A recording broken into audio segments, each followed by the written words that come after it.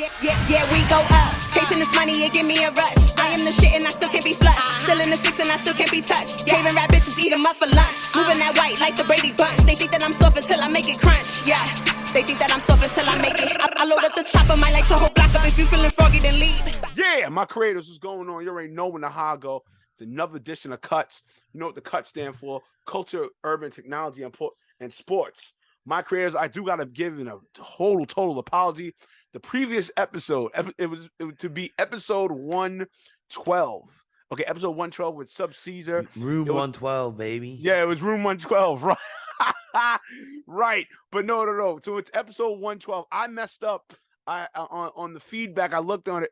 I messed up. I kept saying episode 111. No, it's episode 112. This is episode 113. 113. Nonetheless, man. Oh man, I'm so happy to have this man in the building, man. Let me give you a little story time. So definitely earlier this year, as you guys know, one of my top clients for when I do producing for is Hip Hop Gamer from Hot 97, and he brought me and a couple of other of my contemporaries. Shout out to Torres, shout out to Milk. You know what I'm saying? We was up there at PAX East 2022. The amazing PAX East. It was refreshing for everybody to return and come back to PAX East. But nonetheless, definitely at the AMD booth. Shout out to AMD, man. One of the dopest software companies out. You know, such hospitality, man. They put on a great the hospitality is off the charts. This is where me and this young man right here, this gentleman right here, we met. You know what I'm saying? We met, we chopped it up, we networked. I did some homework even after the network. I ain't gonna lie, man. I got a legendary figure, man. He may be humble and say not legendary, but I'm with it. I did my research. Legendary figure here, man. If you're from NYC and you know the legendary law firm, sir, we got a legendary guy here. Nonetheless, I got Justin Jacobson in the building. Justin, what's good, son? Good, man. Thanks for having me. And, you know, like you said, we definitely met up at PAX East, which was an awesome time. And, you know, hip hop had that booth on. It was just right. It was just like you just saw like a mass of people around it. It was crazy. Yeah, it was like if you guys ever saw the legendary picture that I posted on my Twitter and as well as on my Instagram, that was no mirage. That was really what went down. It was in the not middle of Woodstock. This huge room where it was just everyone just gravitated towards this. Yeah, to AMD, man. Shit, it was I gotta say AMD probably had the best booth, like hands down. I mean, there may have been other booths that was rocking, but if you want to talk about overall totality of like greatness and overall takeover of PAX East, hands down AMD got it. But definitely with you, man. I like I said, as I stated about the legendary status, I don't know if you mind if I want to say it. You know, if you guys know of the law firm Jacobson & Co., this man right here is one of the co-members, or not even co-members.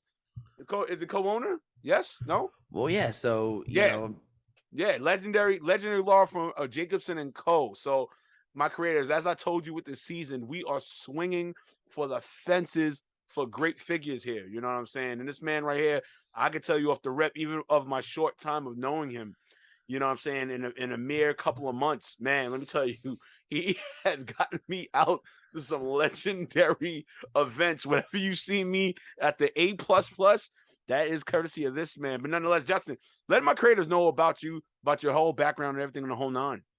Awesome. Well, yeah, we definitely have had some fun out here now that the world's picking up again. And, you know, as you mentioned, you know, I'm an entertainment and esports attorney. And for over a decade, I've represented professional athletes and musicians and DJs and producers and fashion designers and pro gamers and all kinds of creative people and talent, handling all their legal matters, their contracts, their trademarks, copyrights, you know, business, LLC stuff. And just always, you know, been very involved in that, done stuff with all the major labels and publishers and really kind of done all major deals with most people. And I'm also very involved in academia. I've taught music business classes, and now I teach esports and video game business classes at a few different universities, including University of North Carolina, Wilmington, Post University in Connecticut, and St. Francis College in Brooklyn. And I also wrote a book, The Essential Guide to the Business and Law of Esports and Professional Video Gaming. So very involved in the esports and gaming world. So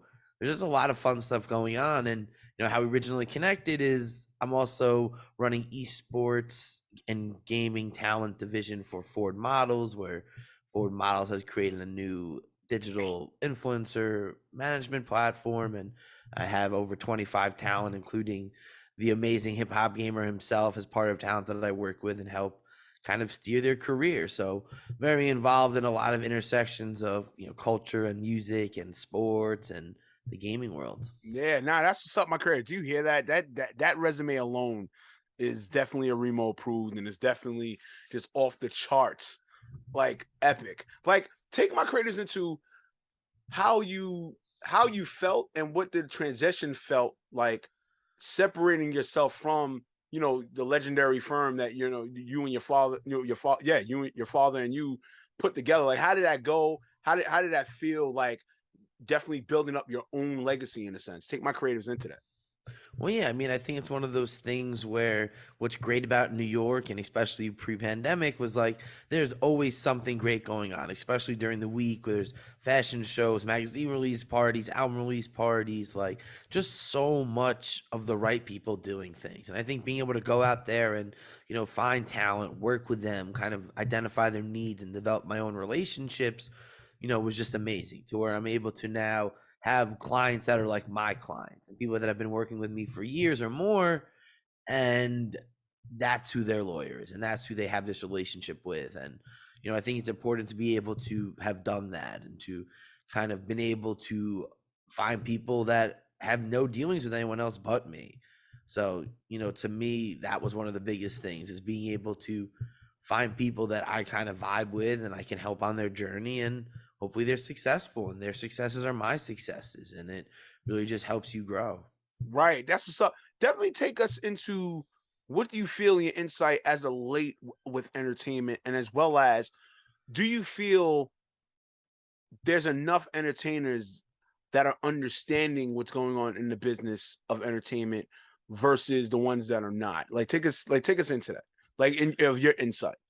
Yeah, I mean, I think that they call it the music business or the sports business because it's a business. And I think a lot of creators, especially early on, when you're a musician, a DJ, a vocalist, a rapper, like you just don't do some of the things that any other business would normally do. You don't create a business or corporation or LLC. You don't set up tax structure and figure out how to best structure your payments and income.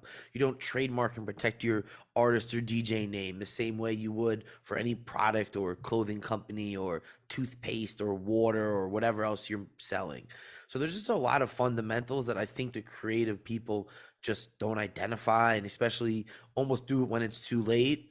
Sometimes I have people come in with these agreements and it's like, well, it says that you gave them all the rights to the song, so like I don't really know what you want me to tell you. Like, I know you wanted to come here and me to have wave some magic wand and to tell you something different, but like, unless they really held a gun to your head, the contract is probably going to be enforceable if you're over 18 and you signed it. So, Right. I think that a lot of people don't understand the magnitude of what they're doing and don't approach this like a business, and then they run into issues when they are successful. And that's always what I say to people. It would be a shame if you actually were successful and made a lot of money off of this and you didn't do anything right. Like, it's one of those things, like if a tree falls, no one hears it. If you do a record and you don't make any money and you're just spending money, then who's going to fight over nothing?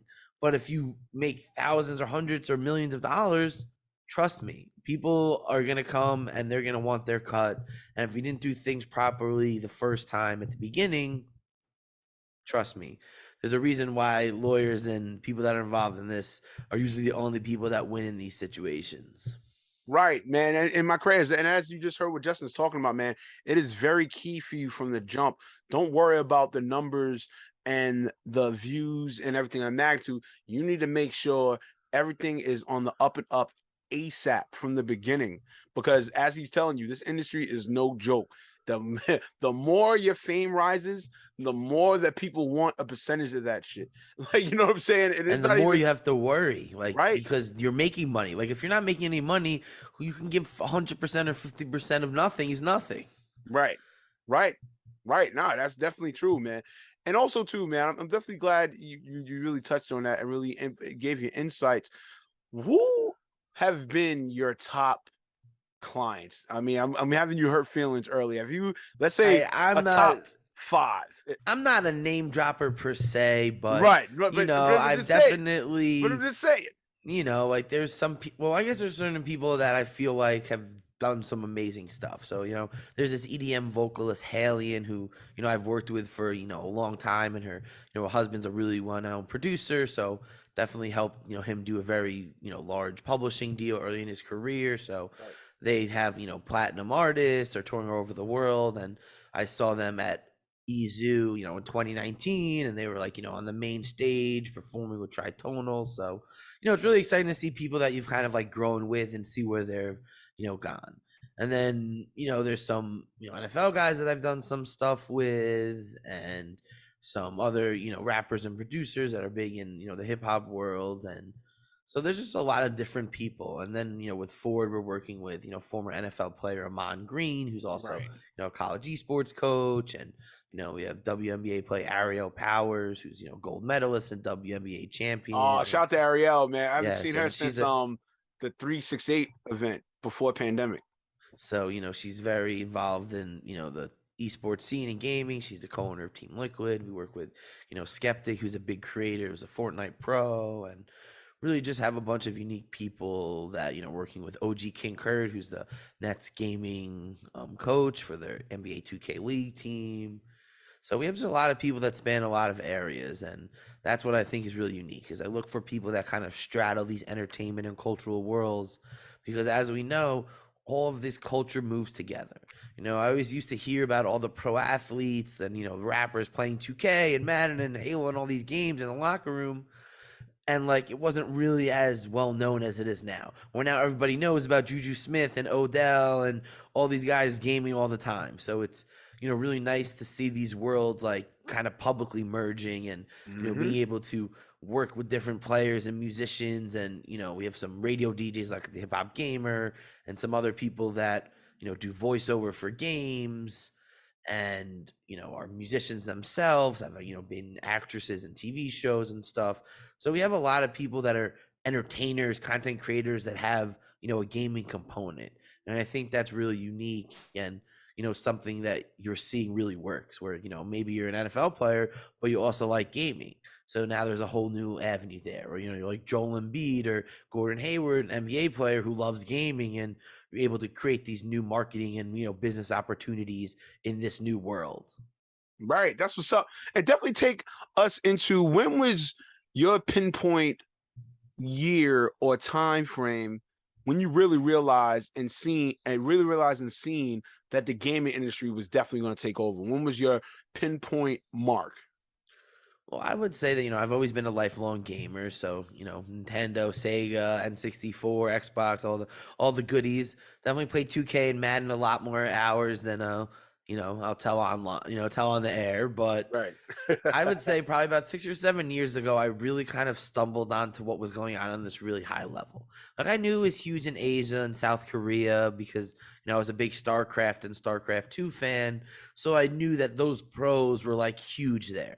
But like, it really wasn't a thing here when I was growing up. And, so later I was kind of flipping through the channels, and I saw, individuals playing Street Fighter for like, $250,000. Right. And it just was like, whoa, like this is the game we used to play for 25 cents. Right. People are getting, half, $250,000 playing this video game. And it just like got me on this exploration of kind of who was involved in, especially on this really professional attorney level that I was in. I started in the more entertainment and music world, but I then started to see a lot of similarities between the worlds, between how the legal stuff, the business structuring, and just the way you would approach a talent in this world. So I was able to really seamlessly transition and start working in that area. And at that point, most of the, attorneys and people that were doing it at a really high level were very similar. They had a very similar background. They were most kind of born and bred esports and video games.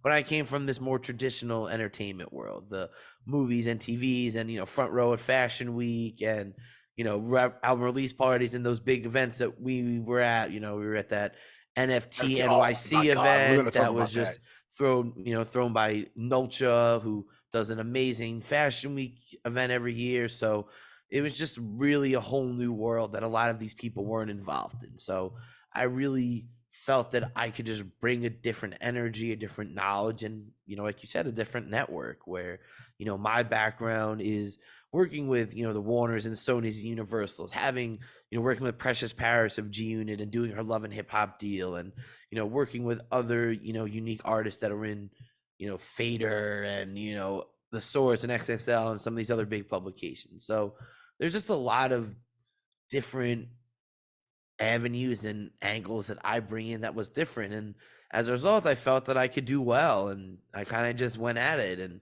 started to work with different talent agents, working on behalf of their talent to kind of do these deals, learn the structuring, learn how you engage with the teams, how you work with the players, how you talk to them. Because this was like a whole new world from, working with rappers and DJs and athletes. Like, Right. So these gamers are just a totally different persona for most of them.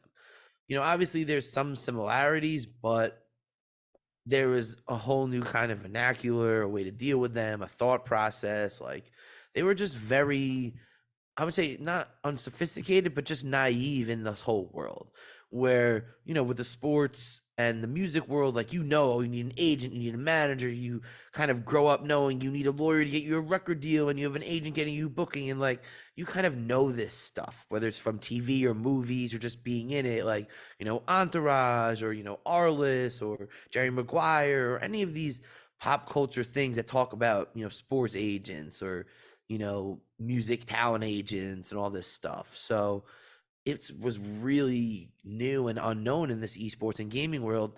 So there's just a lot of education, a lot of like teaching these players and creators and even team owners, like, yeah, like, you should have a lawyer, and yeah, you should trademark your gamer tag, and you should have a corporation. And there's a lot of business things that you're missing out on that if you structure your business properly, you can make a lot more money. Right. But you just didn't know this stuff because this is so new and is moving so fast. Mm-hmm. Yo, my creators, once again, I hope you're taking this information down. This is one of the guys that are willing to give you this information, willing you to get this packet of information for you to succeed in this industry and in this business. Yo, all right, but let's segue. Let's definitely talk about, listen, that NFT event was crazy. I'm not even gonna lie. That was like my first week, my first time and first week of ever witnessing NFT NYC.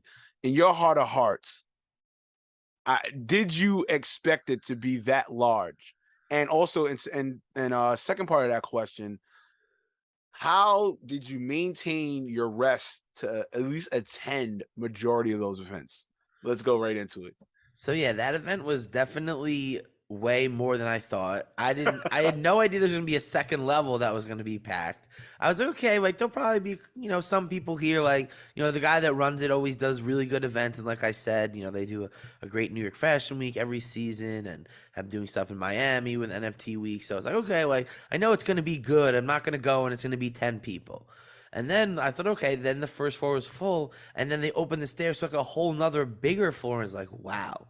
And then like an hour later, that whole room was filled. And it was just like, that was great. And they, he had just had so many things going on from, the Zeds run Budweiser statues to the Budweiser, that AVR virtual reality thing that you went in. Like, yeah, it was, the Baby Shark NFT party threw down. They came to New York and they definitely left a mark. There was a lot of really great people there from, most of the big companies in the space. And yeah, no, the NFT week overall was intense.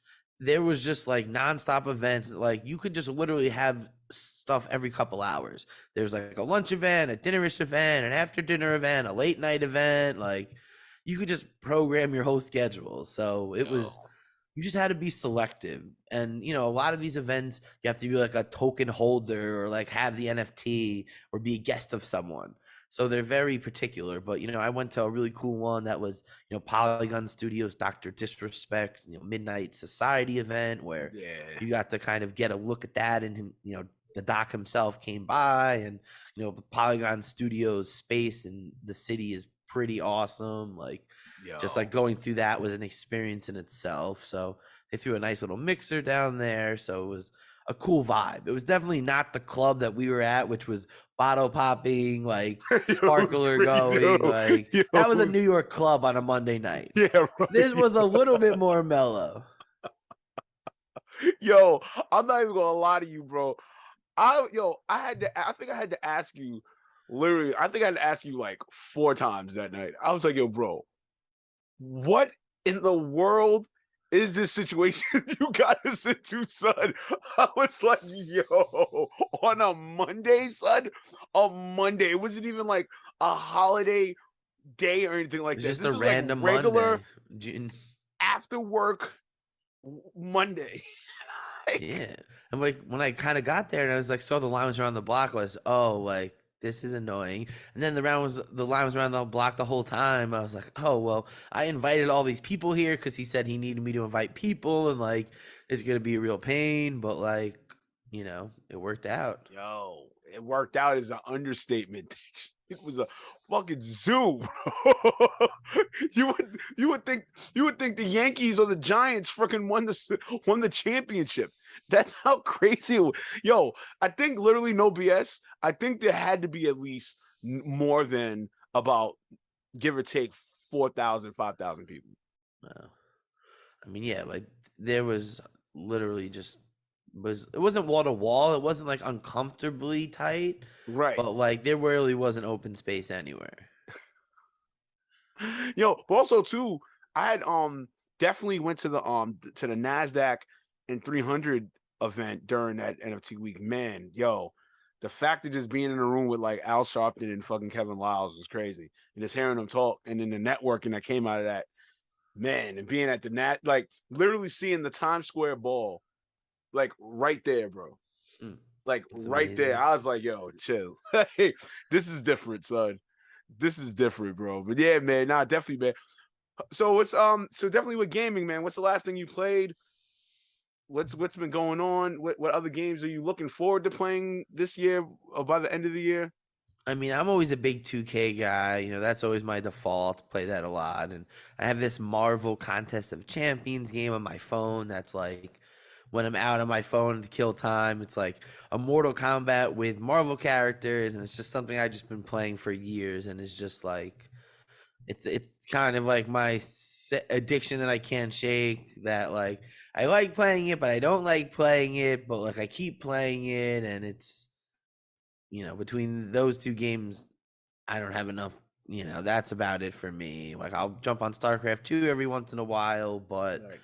I also this new I think it was the multiverse game with like all the DC characters, the Warner Brothers, Smash Brothers. That looks really interesting. I'm really contemplating downloading that, but it's like I feel like once I get down the rabbit hole, it's like, oh, do I buy the deluxe edition and unlock all the characters? Like, Right. am I gonna play it enough that I'm gonna be able to do it? Otherwise, it's always like you want to buy a game, but sometimes you just have so much else going on that like you don't get to play it as much as you'd like. Yeah, nah, I feel you, kid. I feel you, dog. Like, yo, I ain't gonna hold you. I'm still rocking with Ninja Turtles, man, for my Switch. Still rocking with it. I'm still nostalgic, happy. What's the last thing? Oh man, definitely. I'm definitely gonna hop on Madden. I'm trying to find time to play it. I just, everything that's been happening with me since the last time I saw you, everything brand wise has just been on a up. And in acting, I picked up another role, so it's like 5 roles that I'm handling at once, plus with the podcast stuff and the A&R music stuff and everything. So it's like, right? It's like there's not enough time to game. not enough time to game, bro. Nah, never. Right? It's like I just need. I used to have the Saturday night late night, but now with the little one, it's like I can't stay up till 2 in the morning anymore gaming right now. I'm exhausted. No, let's definitely. And then before we get off, let's definitely touch on that. Like, what is the feeling like of with fatherhood and even now with you just having the big schedule? Like, how do you like really maintain that? How you just balance everything with that, man? It's definitely interesting. Definitely changed the whole entire world. Like the last year has just been, I would just say, chaos. Where it's just like if I don't write it down in like a piece of paper or on like a note, it just might as well not even have happened. Oh, wow. Like there's just so much going on that like I'm just writing stuff down and checking stuff off my list and like making sure that I'm on top of everything because there's just so much going on, and that's a good thing, I guess. But you also have to make sure that you're taking care of everything to the, the highest level. So, but it's cool to see, it's definitely a very interesting thing, especially more recently as he's starting to kind of move around more and, get more into it. It's exhausting to say the least. Nah, but he's cool. I like him. Hey, you have to, dude. Right? It's like you're obligated. It's like, I guess I have to. He's my son. I have to be nice to him. Yo, Jess, I swear to God, yo. Oh my. Nah, I love the little guy. He's a funny little guy. Yo, my crazy. Yo, Jess, I love you, man. Yo, I love you, man. Even in a short time, I love you, man. But nonetheless, man, got to get going. So I got a definitely an event to attend to and everything like that. But nonetheless, man, reach out to my creators right now. Let them know where to follow you at right now, man. Well, thanks so much for having me and everyone tuning in. Yes. And, make sure to follow me on Twitter, Justin J ESQ. Same on Instagram, and check jmjesq.com for my contact info and lots of articles and my other appearances, and to really get in touch with me. My DMs are open. I'm always happy to, kind of put people in the right direction. Always looking for new clients and people to help. So, as I said earlier, Reemo Marak, what I'm right? saying? Tell him Reemo sent you, and we'll take care of you. But you got to make sure to do it right, and that's my last word of advice. If you want this to be a real career and a real business, you have to do it right, because the worst thing is for you to be successful and to not have done it right. And let me tell you, the headaches I'm dealing with people that are successful that didn't do it right.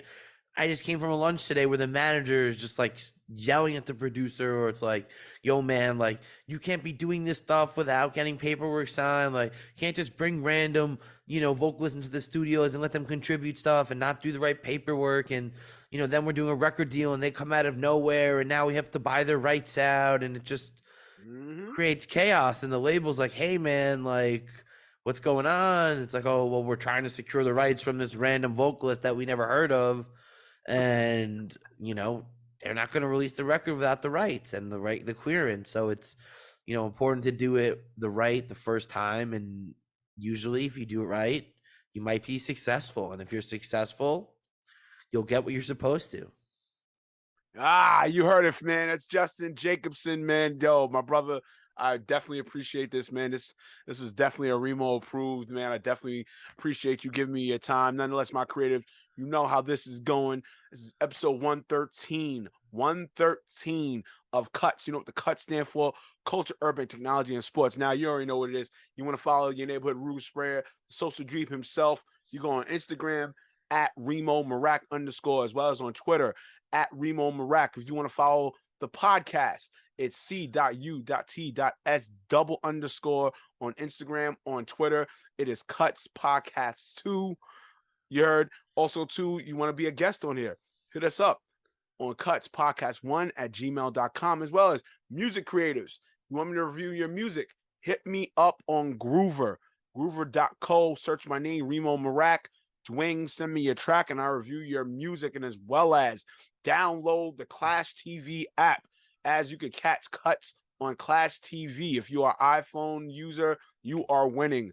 Android user, don't worry about it. We're going to get to you soon, but still. Android user, farewell. Have a nice day. But you already know what it is. Like I said, it's episode 113 of CUTS. You know what the CUTS stand for? Culture, Urban, Technology, and Sports. You know how I'm signing off. You hear that? That's PTC. That's pound that chest. Hands over the shades, and it's the 2 up. Come on, man. We are out of here, and that's peace. Hey, my creators, what's going on, man? You know what it is, man. This is Neighborhood Rube Sprayer, Reemo Marak. Nonetheless, man, you just listened to another episode of CUTS. You know what the CUTS stand for? Culture, Urban, Technology, and Sports. Nonetheless, my creators, if you want more, if you want more episodes, if you want to give feedback, hey, if you want to be a guest on the podcast, hit the email cutspodcast1 at gmail.com, as well as the Instagram. Hit the Instagram up at C.U.T.S_. Hey, even if you want to get on my personal Instagram, you know what it is, man. Hit me up at Reemo Marac_ on Instagram, as well as on Twitter at Reemo Marac. Also, too, if you want to go to my website, hit my website up, ReemoMarac.com. And also, too, music creatives. You want to send me your music? Send me your music. I'll give you a great feedback.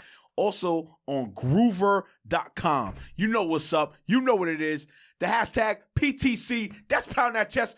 Come on, man. Let's get it. Let's go.